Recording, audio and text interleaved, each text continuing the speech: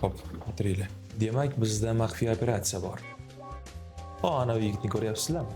Ko'rayotganingizda 3 kundan buyon anavi kelin avtosalonda yuribdi.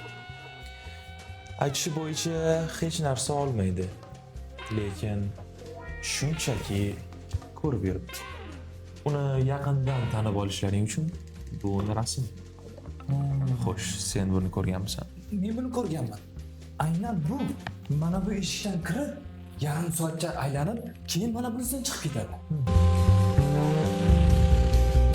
Xullas, shunaqa hech narsa olmasdan chiqib ketadi.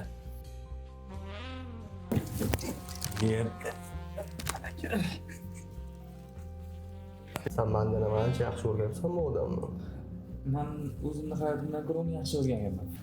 Demak, birinchi sen, keyin esa sen. Agar sen ham eplay olmasang, o'zim chiqib uni maqsadi nima ekanligini bilishga harakat qilib ko'ramiz.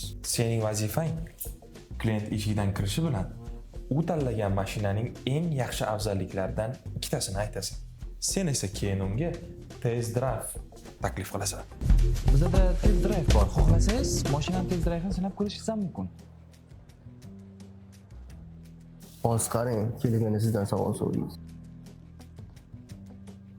Roz bo'lmadi.